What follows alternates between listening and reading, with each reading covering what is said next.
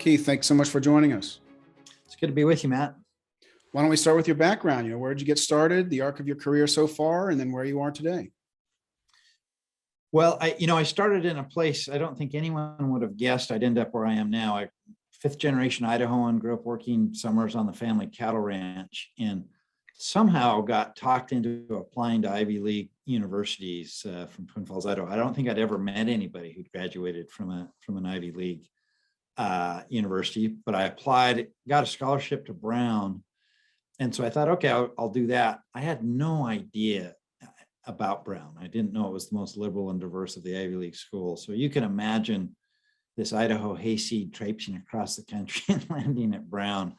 I grew up thinking I was fairly politically astute and articulate for my age. And I got to Brown, and for the first 6 months, I couldn't really participate in a political conversation because I was so far outflanked to the left. All I could think to say is, well, you don't really think that, do you? And so it really stretched me in delightful ways, but it also ended up really shaping both my academic and broader professional career for the rest of my life. I was an American history major because I'd always been fascinated by the American founding. The American founders were looking out at a country that had a world that had 3,000 years and dozens of attempts of self-government that had all failed.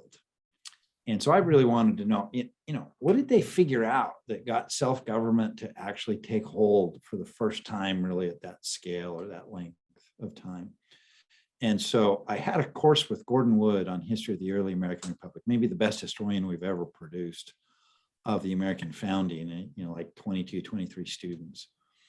There were two insights in that class that have shaped the rest of my career. So one was how seriously the founders had studied that 3,000-year history on the thinking that they had better understand why self-government had always failed in the past and have a better answer for it, or else we were going to suffer the same fate. And I was just struck by how much consensus there was among the American founders that the main reason republics always failed is what they called the spirit of party or the problem of faction. They just observed this pattern in history that as soon as you put the ultimate power in the people, then different groups of people form trying to drive the government in different directions. And the contention that would ensue among those groups would make the government so incompetent and unstable that it opened the door for despotism to come back in. So that was the number one problem they were trying to solve for as they crafted the Constitution. So that was the first sort of driver for my career. The second insight was, really what their answer was, which was to erect defensive barriers to make it really hard for any one party to impose their will on everybody else. So mostly through separation of powers and doing it on a big diverse scale. So I was struck by those two things, but there was a particular problem, it felt to me, in that solution. And that is, if you were going to erect all these defensive barriers to partisan solutions, purely partisan solutions, well, it created an affirmative imperative that we have the ability in our country to find and champion solutions wise enough to attract broad support, since by design, nothing else is supposed to be able to make it through our complicated structure. And coming from Idaho to Brown, I was freshly aware of just how big and diverse this country is. So at the scale of over 300 million people, under conditions of great polarization, a country teeming with diversity, how do you ever practically at scale find and champion solutions wise enough to attract broad support? That became the kind of burning question for me of how do you do that?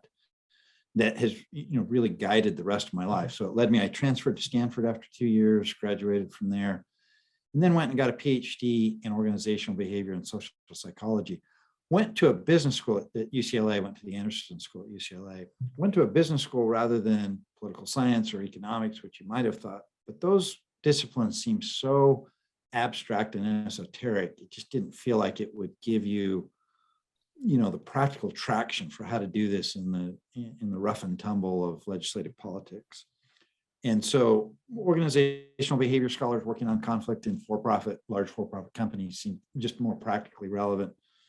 Did not intend to be a scholar. I was really more interested in this practical problem of finding and championing broadly supported solutions, but had an offer to join the faculty at Columbia coming out of grad school. And, if you're a Twin Falls, Idaho kid, a Columbia professor sounds pretty good. And so I went to Columbia for 3 years, had a team of stunningly good doctoral students working with me. And we were plowing some pretty fundamentally new ground in the field of the social psychology of conflict and, kind of group deliberation and decision-making.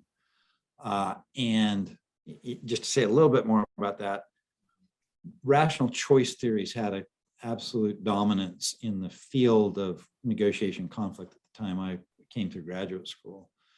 And I had the audacity to say that I thought the social connections between human beings and their emotions might have something to do with their conflict behavior. And that was a really radical thing to say in the mid and late 90s. But the whole field was kind of waking up to that a bit. And so we were doing some groundbreaking work there. And 3 years in, the Kennedy School at Harvard called and said that they were going to hire their first ever position dedicated to negotiation conflict resolution. Would I be interested in that job? And that sounded pretty good. So I ended up at the Kennedy School. Stayed there for 5 years. And, I can talk a little bit more about the particulars of the research. But after 5 years, I was like, this professor thing has gone a lot further than intended. I want to get back to the practical work of finding and championing broadly supported solutions, and had an idea to do that with a citizens organization. Wanted to pilot it at a state level first. And so we went back to my home state of Idaho, and I piloted that for 5 years. 1,700 Republicans, Democrats, and independents from across the state that joined this organization and worked in the Idaho legislature, passed a raft of legislation that way. I was just shocked by how much traction we got. And so there's some intervening things, but then that ultimately led to getting ready to launch the federal version of that, which is CommonSense American. And as I was getting ready to do that, the National Institute for Civil Discourse called, and they said, we hear you're getting ready to launch the federal version. We really like that program. Why don't you come lead the Institute and bring that program with you and integrate it with you? So that's how I got here. So can you talk a little bit more about the institution then, the National Institute for Civil Discourse, and then also the CommonSense American initiative within it? Maybe just broadly speaking, what are they and what are they doing? Yeah. So the University of Arizona established the National Institute for Civil Discourse 10 years ago in the wake of the Tucson shooting that killed 6 and injured another 13, including Representative Gabby Gifford. So a part of that story that a lot of people don't know is that just 2 or 3 weeks prior to the Tucson shooting, Representative Gifford had talked to the University of Arizona about her concerns with declining civility and bipartisanship in the Congress. The Affordable Care Act debate was raging at that point, and she was really unimpressed by the quality of the debate and how much it was being driven by partisan interest rather than kind of substantive solutions to the healthcare questions. And so she was encouraging the university to establish a center or an institute that would work on that. So when the Tucson shooting happens a couple of weeks later, the university was committed that not be the last chapter in the story. So went ahead and founded NICD. And that event gave the university extraordinary convening power. So George H.W. Bush and Bill Clinton agreed to be the honorary co-chairs. Tom Daschle and Sandra Day O'Connor, the kind of operating co-chairs of the board, and just a really impressive board.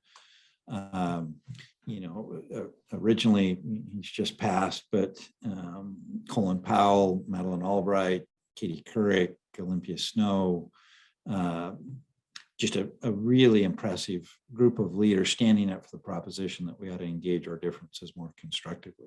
So that just celebrated our 10th anniversary of that. And that's how the National Institute for Civil Discourse came into being. And so in terms of its activities, is it mainly DC based, and what is it actually doing? Yeah, so we have been, based in DC from the start. It's it's the National Institute for Civil Discourse, not the Arizona Institute for Civil Discourse. So, we really needed to be in DC, and it was really focused a bit on Congress, given, the inspiration from Gabby Giffords. And so, our mission is to help the country engage our differences more constructively. But with particular focus on political differences, and particularly as represented in the Congress and the federal government.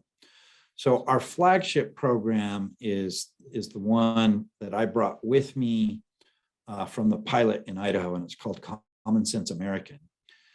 And it is, the thrust of that several decades long journey to find practically at scale, how do we find and champion broadly supported solutions? So it's a membership organization. We now have over 36,000 members from across the country and political spectrum, balanced politically and geographically and every other way. And our members have committed 90 minutes per year to reviewing a brief that they get assigned to, and then weighing in, and then we take those results to Congress. So that's the overview. But let me just say a little bit more concretely about how we actually do it. So these 36,000 members, well, before I get to what we do, let me say a little bit about attracting those members. We are attracting about 12,000 new members per year. We're attracting them at 3 times the speed and about 15% the cost that we expected to. Matt, it may be the only thing I've ever worked on in my life that's gone faster and been cheaper than expected. And I think it says something about the hunger among the American people for a different kind of politics. And we do that mostly through social media. I think to this point in the digital age, we'd have to say that the forces that want to divide us have used digital tools much more effectively than the forces that want to bring us together. But I don't think it has to be that way. And so at NICD, we're committed to leading in terms of thinking about how to use tools of the digital age to bridge the divide effectively. And so social media has actually been a really effective tool for us. So most of these 36,000 members we recruited through social media, and we have a remarkable conversion rate. So 1 in 4 people who click on our ad on Facebook, for example, and come onto our website actually end up joining, which is just unheard of for social media campaigns. So we really think we've found something that resonates with the American people. And it's what we call a high hope, low barrier kind of approach. And so if I can just segue a little bit to the problem of polarization that you have to solve, it turns out that the research tells us that every kind of polarization we can measure, distinguish between social or affective polarization and issues polarization, distinguish between elected officials, those who are politically active, and everyday Americans. Every one of those cells, we have record high polarization, and it's rising rapidly with one exception, and that is issues polarization among everyday Americans. That turns out to be pretty low, actually. In fact, the research suggests that everyday Democrats and everyday Republicans agree twice as much on the issues as they think they do. So they don't know how much they agree. So to us, that was a kind of a strategic insight, is that there's something to leverage there. That if you're wanting to find broadly supported solutions, it's easier to do that among everyday Americans than it is among elected officials who are far more polarized on the issues. But the problem is those everyday Americans are not politically active, right? The politically active are very polarized. And so it's a special kind of task to try to mobilize everyday Americans in some sort of potent way politically. And that's what I spent, a lot of my career doing, is figuring out how would you do that. And that's where that low barrier, high hope comes from. So to me, to successfully mobilize everyday Americans, you've got to, at the same time, give them a way to get involved that's kind of low barrier. It's not going to ask that much of them. They're not going to go spend tons of hours volunteering on campaigns or making political contributions or doing what seem like the obvious ways of getting involved politically, right? They're just turned off by that, and they're not going to spend that much time on it. But you also have to give them, in addition to an easy way to get involved, a high hope way that you credibly can say, if you get involved, it'll make a difference, right? So that's a hard combination to say, I want to give you something easy and really effective, right? And I think that's what we've really found. And our success in attracting members and having a 1 in 4 who hit our website join is that we can, within about 5 or 10 minutes of them on our website, we can have given them line of sight to, okay, here's a way I can get involved, and I think it might actually make a difference. So let me say what that is. If they spend that 5 or 10 minutes on the website, what they're agreeing to sign up to, and that is that they will take 4 steps with us to try and find and champion broadly supported solutions. So the first step is they choose the issues we work on. We work on 1 issue per year, and we curate a list of especially promising bipartisan issues where it looks like there's actually a chance that you could get something done on a bipartisan basis and that it would be meaningful. And then our members rate that list, and we pick the issue they rate the most highly. Okay, so, but in that case, you're coming up with a curated list from which they're choosing, is that right? That's right. So a top 10 list, and we curate the list mostly by talking to members of Congress and saying, where do you see the possibility for meaningful bipartisan action? We're talking to Republicans and Democrats, and particularly like the Problem Solvers Caucus or the Common Sense Coalition in the House that, that Susan Collins and Joe Manchin lead. And, from their perspective, where do you see, some light at the end of the tunnel that you might be able to get something done? And so we take those 10 issues, and then our members choose, okay, which one of these 10 would you like to do? So we don't take on, the most polarized issues where it just doesn't look like there's any hope. So that's the first step. Second step is then we as an organization, as a staff, develop a thorough policy brief on that question that is, quite the contrast to how the debate in the Congress is going. We're trying to make the strongest case for and against each proposal, each legislation, the strongest case for each competing perspective, not the kind of straw man sort of thing, and the best available evidence on it. So you've kind of structured an internal debate among the participants that is structured in a way that there is a pro and a con on any individual piece within an issue or the issue as a whole. Yes, both and usually depending on the issue. So for the 2 issues we've taken on, we've taken on 3 issues so far, 2 that we've reached completion on. And that the first 2 are surprise medical billing and infrastructure. So on surprise medical billing, for example, there were 5 major bipartisan bills that had been introduced, all equally bipartisan, but each a fairly different technical way of eliminating surprise billing. And so for each bill, we made the strongest case for it and against it and the best available evidence. On infrastructure, then it was basically the strongest case for a big, broad infrastructure package, big in terms of total dollars spent and broad in terms of kinds of what you would call infrastructure.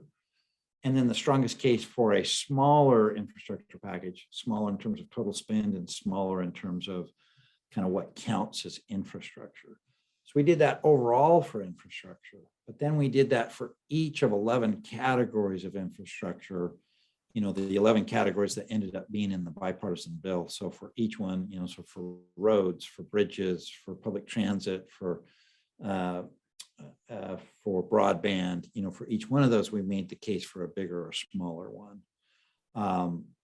So we've structured the brief to sort of model what you would hope congressional debate would look like, but it doesn't. But we capture it then for them in this brief. So that's the second step is the brief. The third step then is members then spend that 90 minutes they've committed to reviewing the brief and then weighing in. So we have a questionnaire that they complete. So on surprise medical billing for each of the 5 bills, do you support or oppose it? For infrastructure, here's the Senate Republicans' proposal. Here's the Common Sense Coalition proposal. Here's President Biden's proposal. What do you support or oppose? But also some open-ended questions and some more granular pieces on the piece. Then the fourth step is we take the results from that survey and we engage Congress with them. And we engage Congress in two primary ways. First, our members commit to contacting their own members of Congress and sharing their own views. And it doesn't matter if you're in the 90% on an issue or the 10% on an issue, you still contact your member of Congress and you just share your own views. You're not trying to carry some party line. So it's not an AstroTurf campaign. We're not giving them what to say. They express their own opinion because they've really studied it out. Second way we engage Congress is that we as an institute and our staff conduct congressional briefings. So on surprise medical billing, for example, we conducted 150 congressional briefings to share with them the overall national results. And so that, both in Idaho, that's what I piloted in Idaho. That proved to be, I thought, surprisingly powerful. That if you had that perspective in Idaho, members of the legislature, or on the federal version, members of Congress, if they were hearing both from their own constituents and from us with the overall national results, it just ended up being a surprisingly compelling proposition to champion broadly supported solutions. And, both on surprise medical billing, we were actually successful. Our first issue, we got it passed, and on infrastructure, just barely, got that done. And, of course, it's always a cast of many when an act of Congress is passed. But I think on both issues, major players would see us as having been an important player in that. And we've been running that program 3 years. So that's a pretty good track record for as young a program as we are. So, in terms of before we get on to the actual results and how you were using those in Congress itself, I'd like to talk a little bit more about the structure of that dialogue when your members are contributing information really on either side of an issue. Now, can you talk a little bit more about how that works? So is it everybody just gives their opinion on something and then you synthesize the result, or is there a back and forth to where there's a potential for people to change minds? Yeah. To this point, the basic version is simply you review the brief and answer the questionnaire independently, and then we just aggregate up the results and say, here's what they are. And that felt essential to me as the fundamental design to do that, low barrier, high hope sort of thing. So if you're an everyday American, you're not going to eat, sleep, and breathe politics. You need something that's pretty simple and easy to do on your terms, so that you commit 90 minutes per year. And then you usually have a couple of months, once the brief is ready. So you get to do it at a time or place that's convenient to you on your own computer or your own, device.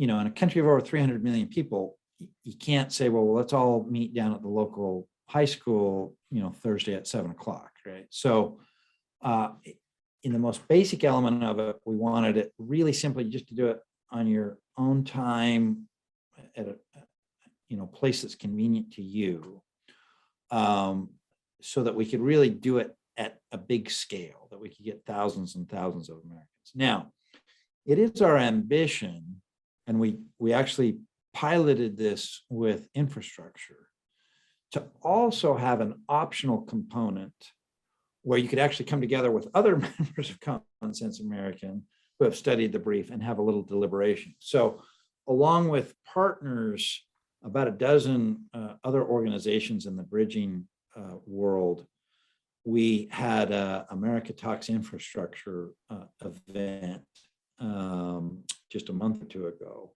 And in that, we had a video platform, and people answered a questionnaire in advance about their views, and then we matched them. So we had diverse groups and broke them out into small groups. We had about a half-hour introduction to it, and we had Senators Portman, Kelly, and Cassidy, say a few remarks, and then broke them out into groups where they discussed it. and then came back at the end and answered a questionnaire.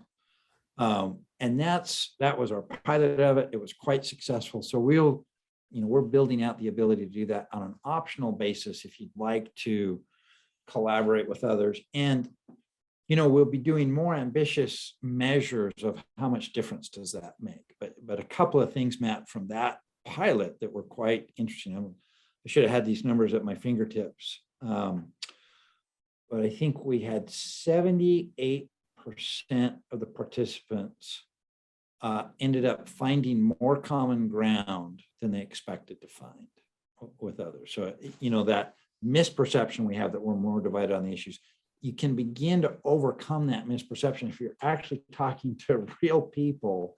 And it's like, oh, geez, that wasn't that hard to do. And that feels like important in and of itself to do that. And it may actually improve your deliberation. You may, the brief will do a good job of capturing competing perspectives, but there's something, additionally powerful about a real person on the other side sort of making that case. And so we'll add that as a supplement.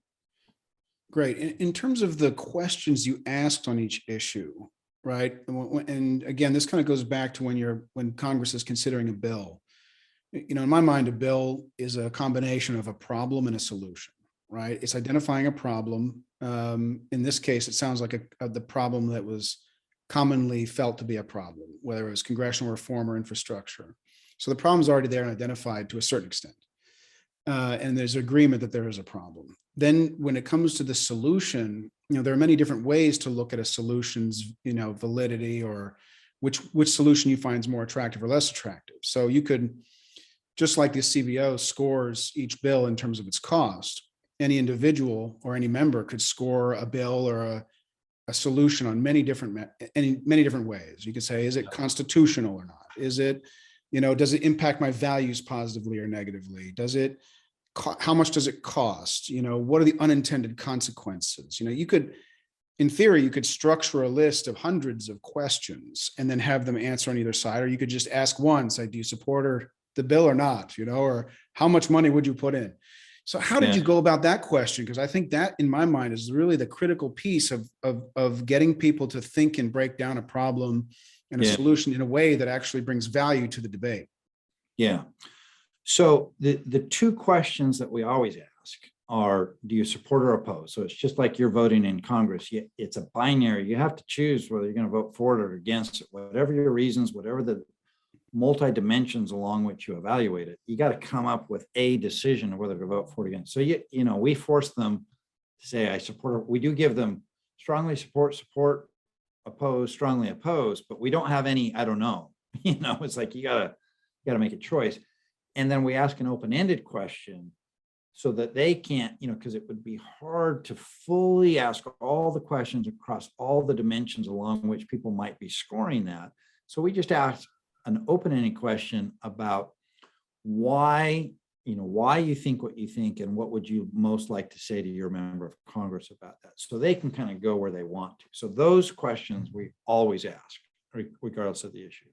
And then depending on the issue, we will drill down into some other things that are the dimensions along which Congress is particularly interested, right? That it might influence it. And so, where we think that bringing the perspective of what a big group of everyday Americans who have gotten informed on this have to think might make a difference. So, for example, on infrastructure, the debate that really ended up sort of taking over, was this sort of meta debate that's not strictly related to infrastructure. It's on the linkage with the reconciliation bill, right? And so the Congressional Progressive Caucus is saying, yeah, we like the infrastructure bill and its merits, fine, but we want to leverage it to get what we want over on this other bill. So we won't vote for it until we get what we want on the reconciliation bill. And then Republicans had their own version of linkage and saying,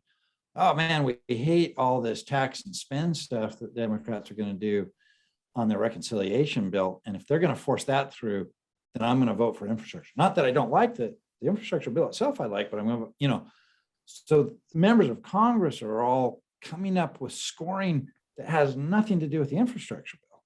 right? But is driving the debate. And so we asked our members, said, we drilled down with 3 questions. First question was, do you agree or disagree that the infrastructure bill should be considered on its own merits, independent of the reconciliation bill? 89% support for that. And then we drilled down even deeper on the, with a Democratic and a Republican version of the linkage. So, do you agree or disagree with Democrats in Congress who say they will not vote for infrastructure without getting what they want on the reconciliation bill? I think those numbers were high 80 percentile opposed. And then we drilled down among our own members. We're balanced politically, and we just looked at, of our Democratic members, 75% of our Democratic members disagreed with Democratic linkage. Then over on the Republican side, we asked, do you agree or disagree with Republican members of Congress who say they won't vote for infrastructure unless the reconciliation bill does not pass? And again, we had overwhelming, I think in the 70s, opposition to that.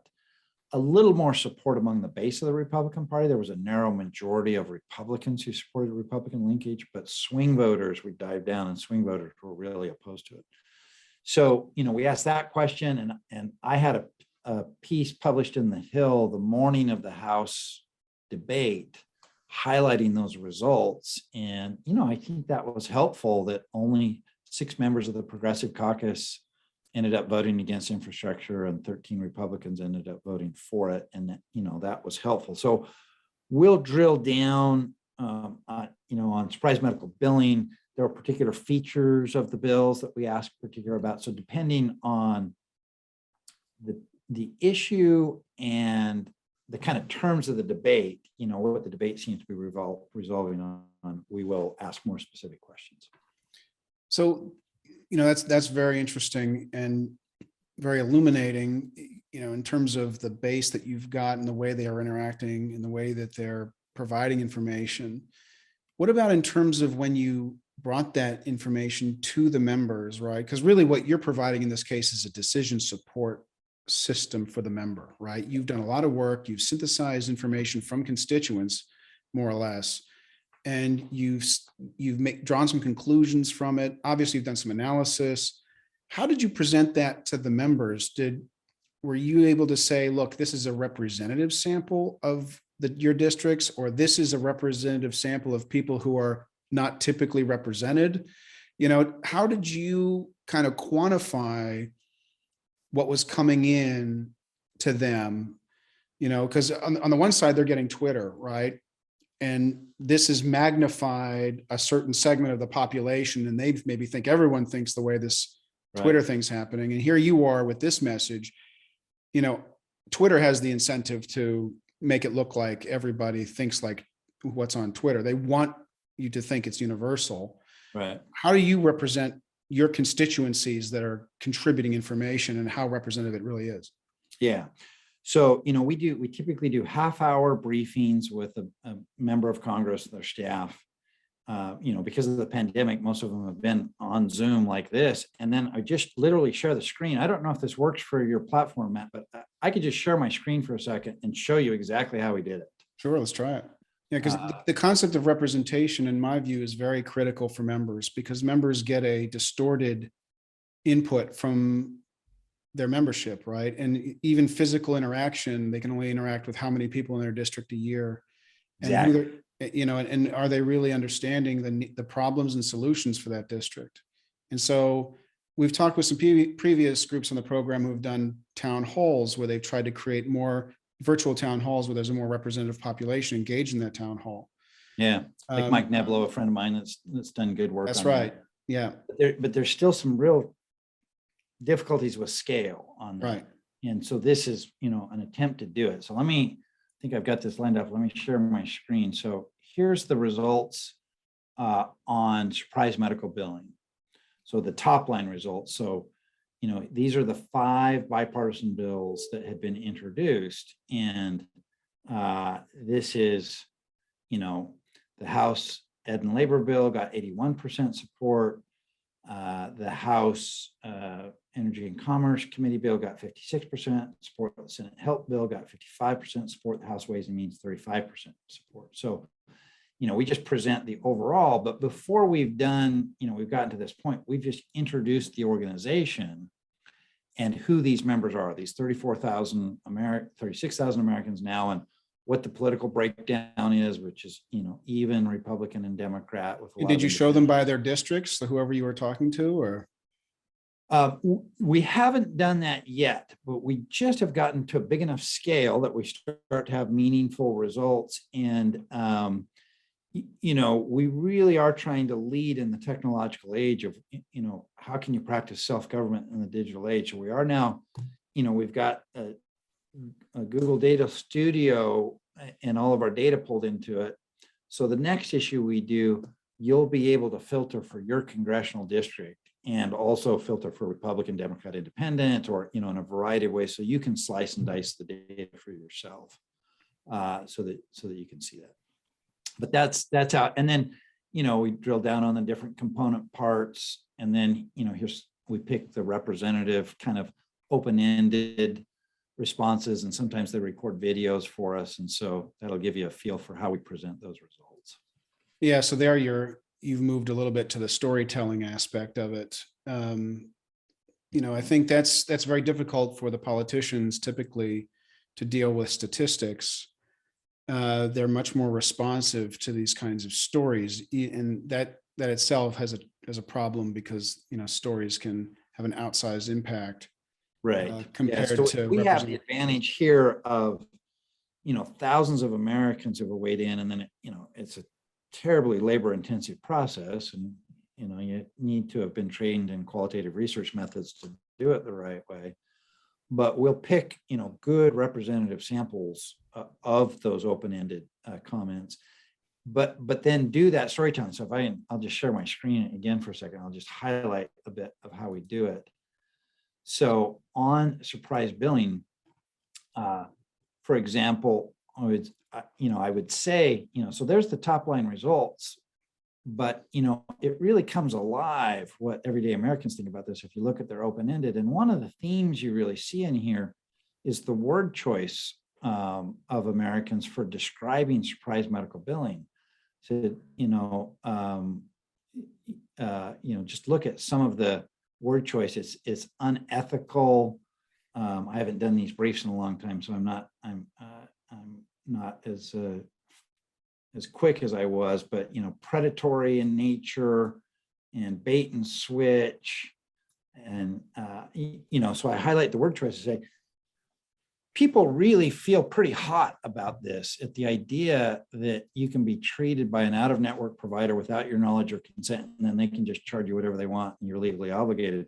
They feel really passionate. So it is this combination of some pretty sober statistical results, having read all of this data, and then we will do a little storytelling with it. We try to be responsible and accurate with it, but we do realize the persuasive punch that it brings. Great. Well, let's move on to the Congress itself, and the dynamics happening there now. I have a question later about debate, dialogue, et cetera, but you've spent a career thinking about this. Can you talk about your perceptions of the way Congress debates, dialogues, speechifies? What's the state of play now? How has it gotten to where it is, and where should it go? Yeah. Of the many dimensions of that one might focus on, here's one of the ones that I think is most problematic, and that is how the debate is affected by which issues make it to the floor to be debated. And there's been a real shift over time in that, increasingly it's driven by leadership, and the bill hasn't come through regular order through a committee process. And what makes it to the floor is increasingly driven by leadership's judgment about what's useful politically, not so much about what's a good solution to the problem. And I think there's two big, fairly structural long-term changes that have happened in our country that have led to that change in deliberation in the sense that we've moved away from regular order deliberation in committees to really issues chosen because of their partisan usefulness to make it to the floor. The first big long-term systemic change is the ideological sorting of the parties, right? For almost our entire history in this country, we've had this kind of admittedly odd circumstance of ideologically mixed parties. There's been a mix of liberals, moderates, and conservatives in both parties. And for an odd set of different historical reasons at different points in our history, our parties have been fairly scrambled ideologically. That started to change really in earnest in the late 1970s. And I think, Poole and Rosenthal's data on this is the most definitive data on it. But they really show that starting in the late 1970s, you see a growing party line votes on roll call votes. And they've got a method, so you can go all the way back to the first Congress, excuse me, and look at it. Sorry. And if you look at that record, it shows that we broke the record for party line voting in around 2016.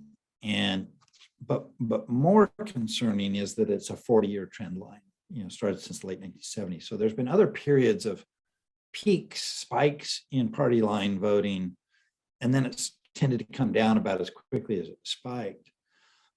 We've never had another period in American history that's a 40-year trend line of rising polarization in Congress as measured by party line voting on roll call bills. So, we used to have conservative Democrats, we used to have liberal Republicans. We don't have that anymore. And so that's one piece that has changed that leads to that leadership taking over and what gets chosen to be debated about. The other, I think Francis Lee has really done the best work on this, is the kind of insecure majorities part, is that not only are the two parties more ideologically divided than they've ever been, but we're more closely divided also.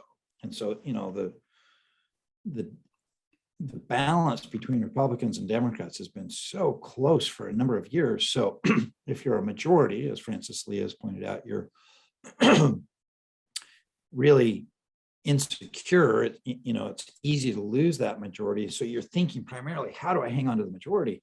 So you're thinking about how an issue plays in the next election and what issue can I use to beat up on the other side, which is very different than solving it. In fact, it's often really not useful to solve a problem politically because you want to stir up your base for it. Or if you're in the minority, you're just this close to being a majority. And so you don't want to give the majority a victory. We can't solve this problem. And so I think that those deeper changes in our political structure, really the two-party system, are the primary first order effects that have led to the erosion of the quality of the debate and how partisan the debate has become in the United States Congress. And to me has really rendered the Congress much less effective as a problem-solving, decision-making body. The goal really isn't as much anymore to come up with a good solution. It is what will serve us well in the next election. And I think those are the fundamental things. There's a lot of second and third order effects, I think, that follow on that and exacerbate the problem, but I think those are the fundamental ones driving.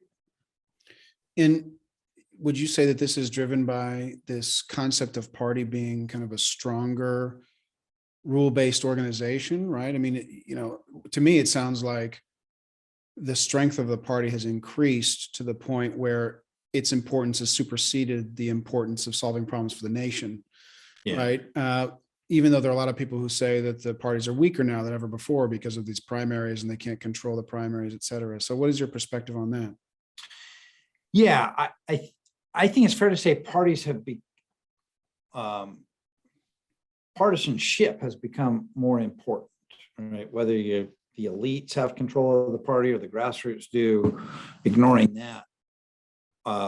What the party thinks matters a lot more now than it used to.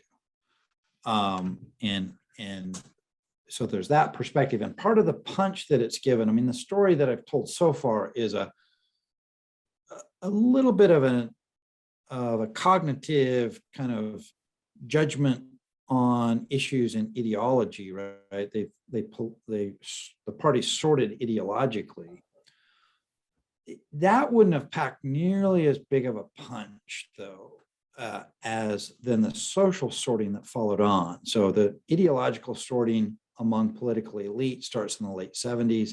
It starts to filter down to the everyday Americans, so conservatives and liberals are sorting into the two parties more. But then in the 90s, we started to get a social sorting. So in the, like in the 1960s and before, if you knew whether someone lived in a rural or urban area, if you knew how often they went to church, if you knew what their race was, it told you almost nothing about their party. Today, it's highly correlated. So we've stacked various social identities on top of each other, aligned with our partisan identity. So we now, our ideology, what kind of neighborhood we choose to live in, how religious we are. And that's given it a much more tribal kind of feel to it. So it makes it less of a policy debate and more, my tribe is the good guys and that tribe are the bad guys, and we need to defeat the bad guys, kind of a thing. And that's really poor for substantive deliberation on a policy question. We just don't get good policy debate that way. So in terms of this, whether you have highly polarized Congress or not, right, there has to be some kind of, in theory, there should be some debate going on, right? And the structure of the debate will matter, just like it mattered for your CommonSense American work, right? Yeah. How can you structure the debate to get the most out of it, right? To create the most valuable information, create substantive decisions, regardless of how polarized the Congress is. Are there tricks? Are there procedures? Are there ways to make it work? I would point to two. There's a bunch of things I think that are meaningful that one could imagine actually happening, but I would focus on two particular buckets. And let me just give the background for why I picked these two. Congressional reform is actually the third issue that we've done as CommonSense American. And so we looked primarily at the Select Committee on Modernization of the Congress reforms, the 97 recommendations they made in the 116th Congress. So we did a brief on those that included the arguments for them, but also, the leading arguments against each of those. And so I'm sort of channeling what thousands of Americans thought when they looked at the Select Committee's recommendations. And there were two particular reforms that really stood out there. One are category of reforms. One is having to do with committees. So we had lots of different measures that could foster better bipartisanship and kind of civil substantive discourse across the divide. A number of those are sort of committee oriented, and there's a variety of them that committees have more informal kind of planning sessions of how to organize on a given issue, and what the rules of debate will be, of picking issues to work on, committee seating structure, like the Select Committee, you do Republican Democrat sort of thing, hiring bipartisan staff for committees. There's a whole host of having retreats, so they get to know each other as human beings. There's a whole host of those kinds of reforms, and almost all of the committee-based reforms really got broad support among our everyday Americans and among experts we were consulting with as we were building out the arguments for and against each of these. So let me make that case for why committee level reforms are what matter. particularly in the House, at 435 members, it's just very hard to have good debate at that size. It's just unwieldy, particularly when we've got polarization and you got C-SPAN running and, they're playing to the cameras. So it's going to be very hard to get good floor debate with 435 members, particularly as polarized as we are. Much more doable to get good debate at a committee level. The committees themselves on the House side particularly have gotten really large. So you almost have to talk about the subcommittee level where you get more to a meaningful sort of effective groups, and I was taught back before I was a recovering academic, when I was an actual academic, and, effective groups are typically between 4 and 9, right? And so subcommittees, you start to get closer to that. But it's also that's where policy is supposed to be formed. They are able to get some expertise on the particular policy. That's why we have a committee structure, so they can, have a division of labor there and develop some substantive expertise and deliberate with each other. And so if you can foster better bipartisan deliberation at the committee level, it's much more consequential because it leads then to good problem solving in a much more direct way. So we think the whole host of reforms around committees and subcommittees are particularly important. Now, that does beg the question of there's so little, what's called regular order anymore. And that's a broad term for essentially that ideas have to get introduced in committee, get vetted, get marked up, they get improved, and then they come to the House floor, which is rare anymore. And so, part of what we have to solve is that we can get back to regular order, and it's not just leadership pulling issues forward that are useful to them politically. But assuming that you can do that, I think there is quite a bit at the committee level that we can do. So that's one set of category of reforms is those committee reforms that will foster bipartisanship and civility better. Second big category is the congressional schedule. Most Americans are pretty shocked to find out that Congress really functions from sort of a Tuesday afternoon to Thursday morning schedule. And that's a change. It used to be that you moved to Washington when you got elected to Congress and you were here. And that had a couple of important implications for debate. One is for bipartisanship. So because you lived here, you often would get together on the weekend for a backyard barbecue with someone who might be across the aisle, and you got to know each other's spouses and kids. And so you knew each other as real human beings. That is much less so that the relationships among members of Congress across the partisan divide are so thin from a human relationships perspective anymore. And part of the reason for that is the schedule has impoverished that. And so that's made the quality of deliberation poorer. But it's not just the kind of bipartisan rapport, it's also just the amount of time you have to spend on it. And Tom Daschle, our co-chair, really kind of schooled me on this. He's saying, look, big complex legislation, if it's good and you're going to build the consensus, takes months and months of sustained attention. You simply can't get it in these short snaps and then you go home and then you come back. You got to be able to build on it. And so that also impoverishes it. So the reform that came out of our results, there's been different versions of this, but from the thousands of Americans who are weighing in on our congressional reform brief, 2 weeks in session in Congress, 2 full weeks, Monday through Friday, 1 week back in the district, Monday through Friday, reduces the travel time significantly, really increases the amount of time in session where they have an opportunity to actually do that regular order in committees and, really get substantive and have quality deliberation, and actually increases the time they have back in the district some too, is saving time from traveling. So that would be another big reform. If I can, let me just add one third one that's just so obvious. You wouldn't think it would need mentioning, but it does. The the freshman orientation, these days, for much of it, the Republicans get on a bus and go to one place, and the Democrats get on a bus and go to another place. The support our members had overwhelmingly is, my gosh, when you're orienting them, they've just been elected to Congress and you're teaching them how to do their job and the basics of it. Could you let them at least get to know each other that way? That's another obvious reform I think that's needed.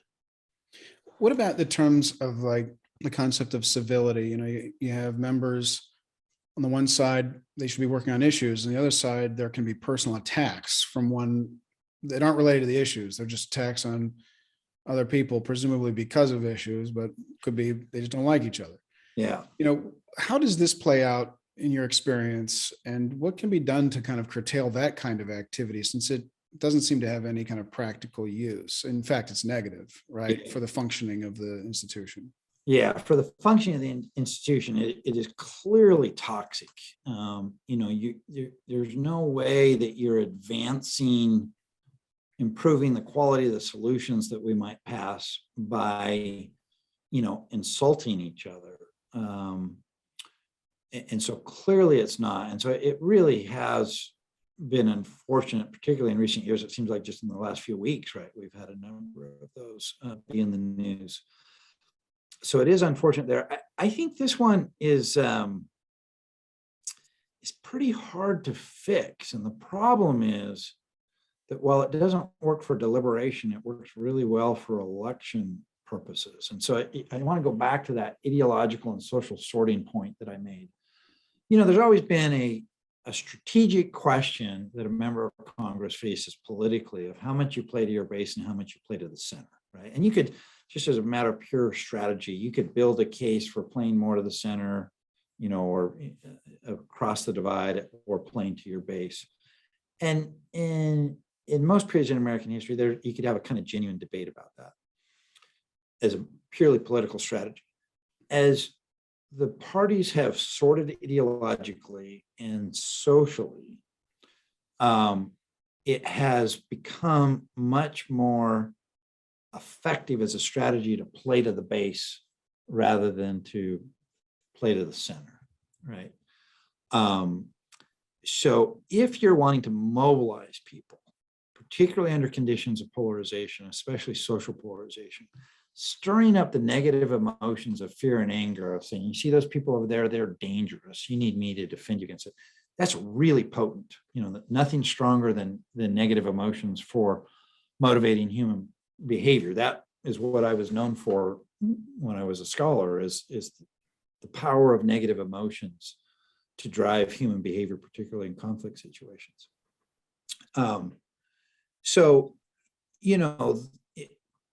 Post, if you're Representative Gosar and you post that video of AOC, he's undoubtedly going to make a ton of money that way, political donations, by doing that.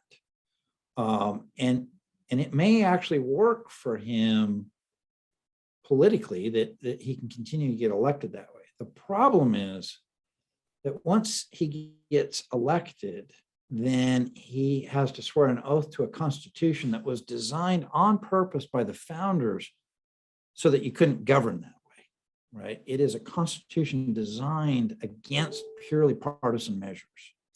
And so if there is a way of winning elections, it's effective for winning elections to play that way.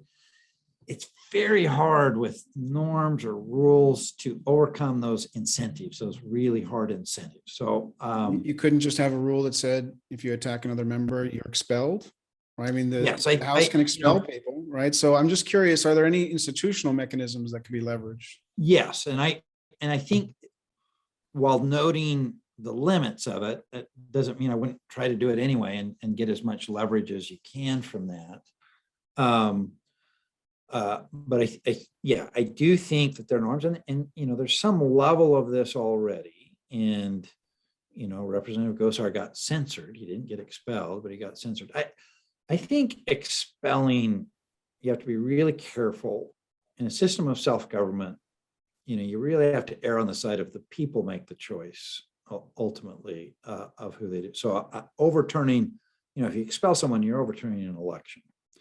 I think you have to be really careful in a system of self-government.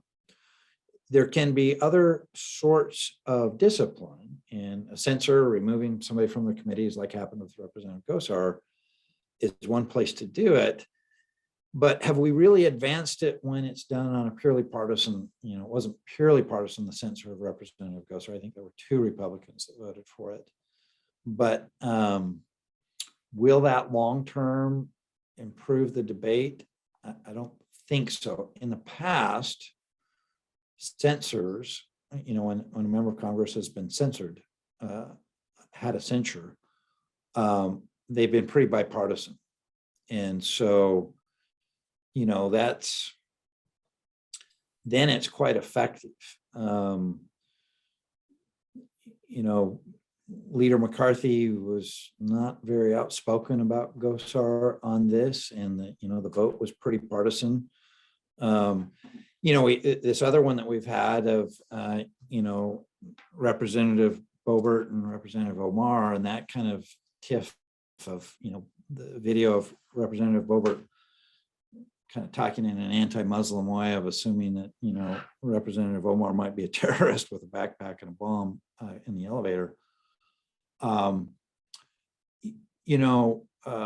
That also had that problem, but that's kind of interesting because Representative Omar, herself kind of got outside the norms back in 2019 and said some things and tweeted some things that were considered to be anti-Semitic.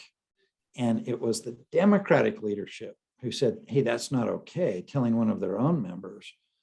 And then she apologized unequivocally for it. So it's always most effective if the parties themselves discipline their own members, and both parties are getting worse at doing that. And I'll just say Republicans right now are got a little more of a problem with that even than Democrats. And so those are all the challenges for doing it. But I do think that it would be worth a try to provide a little more granular code of conduct for Congress that you could agree on in the abstract outside of one particular instance, right? And you might even want to say this won't go into effect until the next Congress. So we know that we're not talking about any particular instance, and it's not retrospective, right? It's just going forward. And in the abstract, then, I think that you can agree on codes of conduct that then you give some more enforcement mechanism to it. There are some bright lines that you should be able to draw. Let me give you one kind of compelling example of this. Another program of ours at NICD is we do workshops for state legislatures. It's called the Next Generation Program. And we'll do workshops on civil discourse for entire state legislatures. And our methodology there is kind of interesting. There's almost no didactic teachings of what the best practices of principles or civil discourse are, where we come in and say, we're the experts on civil discourse. Let us tell you how it's done, right? Which rarely works with the legislative body very well. So this is a program that was designed by and delivered, and is delivered by state legislators themselves. We train state legislators as facilitators for this program. And the way we start it is we say, okay, we're going to have, so it's a 4-hour workshop. And to start the discussion, we're going to talk about some difficult topics and, would have been some examples of poor civil discourse in the legislature and stuff. So we want to have some sort of rules for our discussion today to keep it constructive. So what rules would you suggest? And we just lead a group discussion and we write them down, right? And then they take those into the breakout sessions where they have these difficult ones. And then we have a Republican and a Democratic former legislator or current legislator from another state, Republican, Democrat, co-facilitating these small groups, like 25 or so, as we have these tough discussions. And if it veers off track, then they say, hey, that violates this rule that we came up with.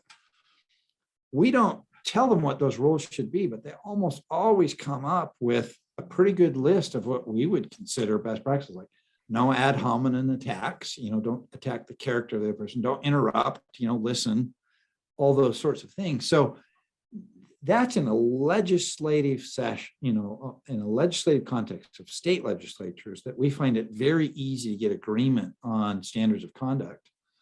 And so I do think that you could get more granular, and the Select Committee of Modernization of Congress is considering some of these sorts of things, but you could get more granular on codes of conduct for Congress and get agreement on it, bipartisan agreement, and then a little more agreement on enforcement and discipline for it.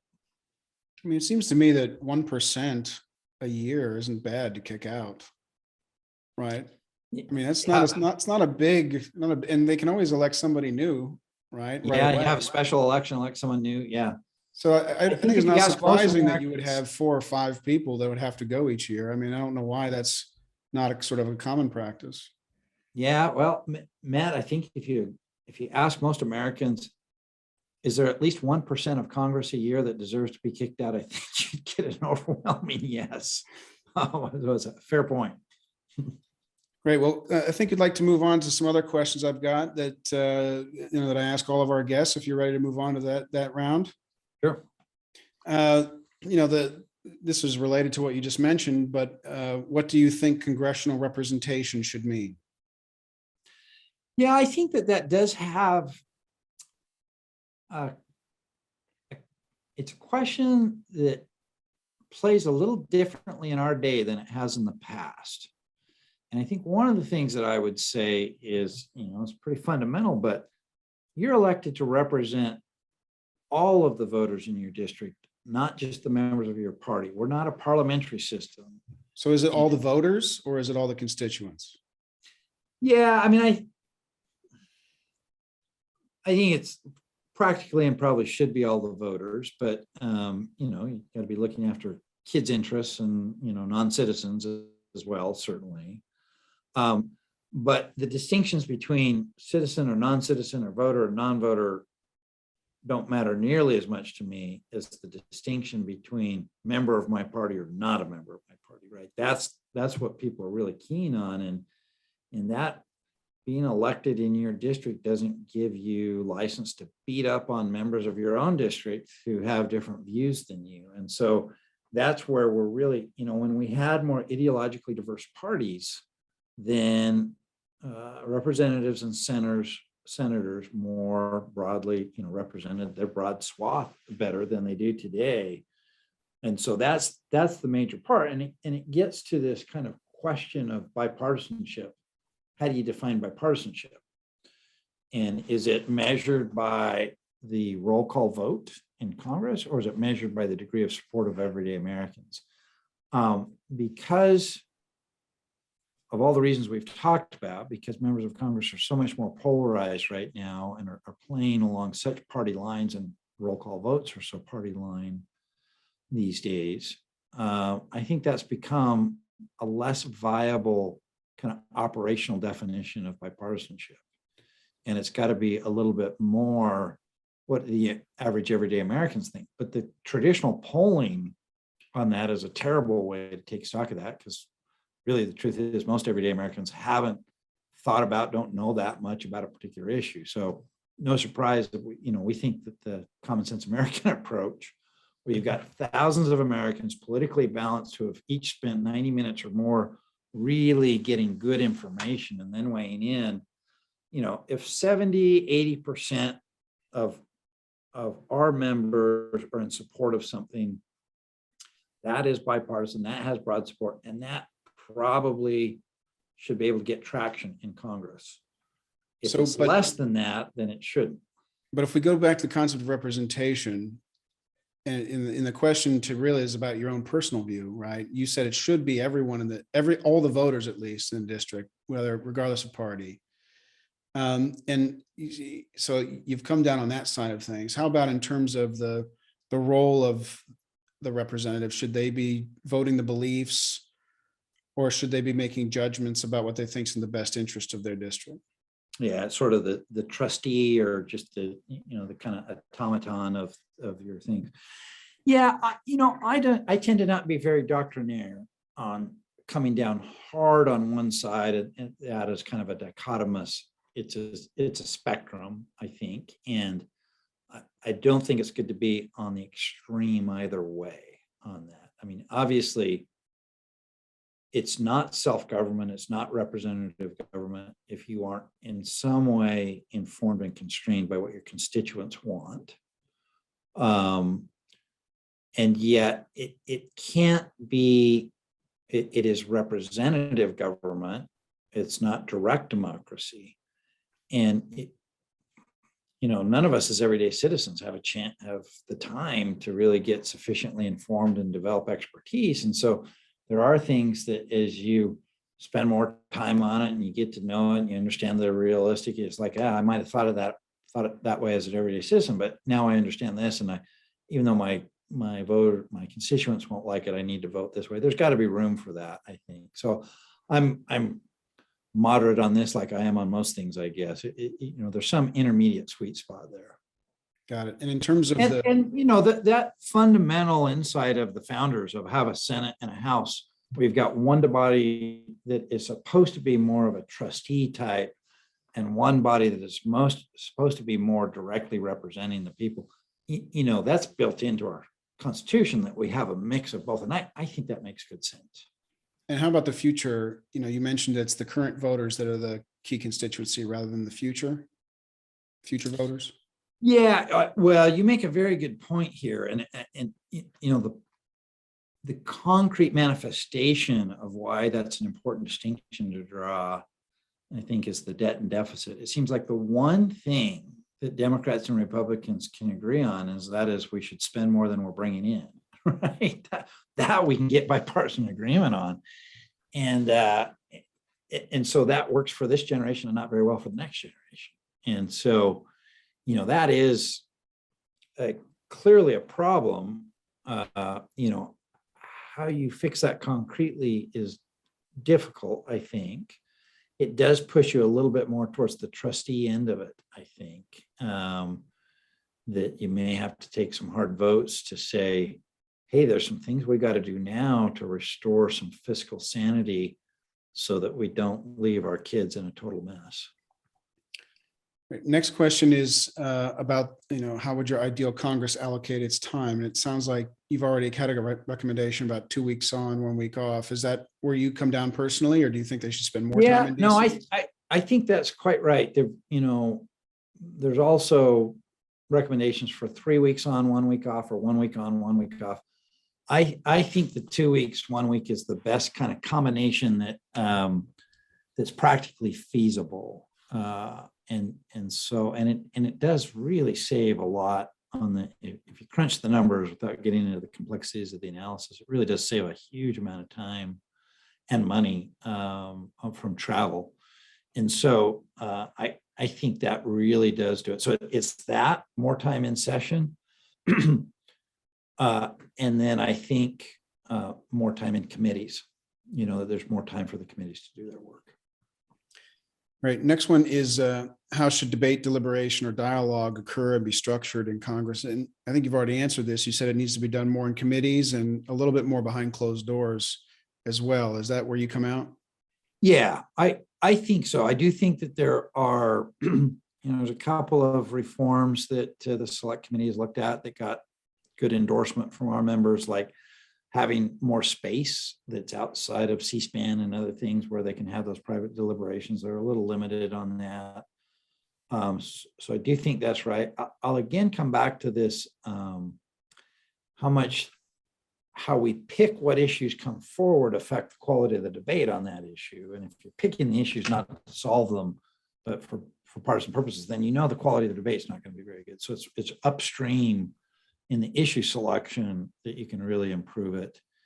And I will mention the Problem Solvers Caucus and a couple of others, Issue One and other groups did this really good work, in the transition from the 115th to the 116th Congress, where they had a set of demands of some reforms before they would vote for their speaker. The Problem Solvers Caucus did this in the 115th and said, here's a set of reforms we want. We don't know who's going to have the majority in the 116th, but whoever side wins, you'll withhold your votes from speaker until you can get this. And the Problem Solvers delivered on that. and got a set of reforms through. And one of my favorites is the consensus calendar. So now if you have 270 co-sponsors, then you have a route to the floor vote. And, at 270 co-sponsors, it passes already, and you can't get to 270 without it being bipartisan. So it's just this incredible backlog of all these bills with 270 co-sponsors or more that can't get to the House floor. They'll pass. It's just an outrage. And so there was a institutional reform that allows the co-sponsors to invoke that if they have 270, that it gives you a route.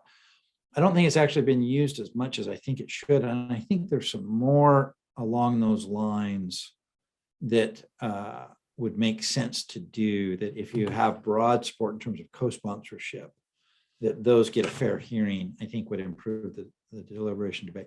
Can I go on maybe one more, Matt, on kind of institutional reforms that will improve the quality of debate, and that, the whole on the Senate side of cloture and filibuster, and the strong debate on this. And again, I'm going to say I've been educated mostly by Tom Daschle on this, and I think he's really got it right, and others have. I wouldn't eliminate the filibuster rule, that it takes 60 votes to close debate, but I would change it so that you have to hold the floor. So when cloture got introduced, it which is a fairly modern invention, it's not in the Constitution, it didn't get used very often, and it's really only in the last couple decades that it's got used more. And we changed the rule, the Senate changed the rule, so that you didn't have to do what they call holding the floor to maintain it, right? You actually had to be there on the floor speaking to hold it, and that really discouraged us doing it. And so I think if it's used less frequently, it can play the role I think it should, which is saying, hey, we really should be about broadly supported solutions here, not narrow partisan solutions. And defined that way, the way it originally was, I think helps that. And then the quality of the discourse goes up, that we really are engaging each other more honestly when we know we kind of have to get anywhere. I think that would be a good reform. My next question is, maybe you've already addressed it, but what fundamental institutional improvement should Congress make within 50 years? The only other one I think I might mention beyond the ones that we've already talked about is kind of bipartisan staffing. The staffing is a lot more partisan now. And so on committees and that you have staff that have to be hired on a bipartisan basis. And I think there's probably a role for some partisan staff, majority and minority staff, but I think that the lion's share of the staff should be bipartisan and doing good work for members of the committee, whether they're in the majority or the minority. Next question is, what book or article most shaped your thinking with respect to congressional reform? Yeah, I've kind of probably also already tipped my hand on this a little bit. Tom Daschle co-authored a book with Trent Lott, The Crisis Point, Why We Must and How We Can Overcome Our Broken Politics. It's probably funny for a former Harvard professor to say it, but I think the Academy really can be a source of good original ideas and can kind of vet them empirically in some ways. But how well you can vet them empirically is limited in terms of how it will really work in the Congress. And so I think turning to people who have actually done it, Lott and Daschle were the last leaders when there was a 50-50 Senate. And so I think that Congress is a complex place procedurally. And so I think some of our, I think that's actually been a pretty good one. I will say also, though, Francis Lee's Insecure Majorities is awfully good. Great. Well, the last question is really about your plans. What do you have in the short term, and what are you looking to do in the long run? In the short term, we'll be picking our next issue in 2022. So we're just starting to put together our top 10 list. We kind of have to wait until the reconciliation bill is done because there's so much in that thing, and you don't know till you know what happens there, you don't know what's left to do. So we'll pick that. Long term, our aspiration is really to grow CommonSense American to hundreds of thousands, over 1 million members. And I think we are on the 2 first issues that we did, we're 2 for 2 so far. We're batting 1,000. We're actually batting better in the American Congress than we did in the Idaho legislature in the pilot, which shocks me. But we've been careful on our issues that we've picked. I think as we grow that, and if that's hundreds of thousands and million, 1 million members, the power of the voice, right, it is just a much more powerful force in the Congress. And so you can take on tougher and tougher issues, I think, and make a difference. It's also a little bit a point you were asking about appropriately. At the larger scale, then you give a big enough sample for a given congressional district. And if we have, these tools of the modern age, good data tools, and they've got a good, dashboard, and they can slice and dice it in different ways, and they can see what their own constituents think about it. Constituents who have had a chance to get fully informed. We really think that elevates and informs the debate then. So simply growing our membership is kind of the long-term thing we're really working on. Great. Well, Keith, thank you so much for your time. It's been a pleasure, and best of luck with all these fantastic initiatives. Matt, it's been good talking to you, and it's been a great series. Thanks for what you're doing on this. Thank you.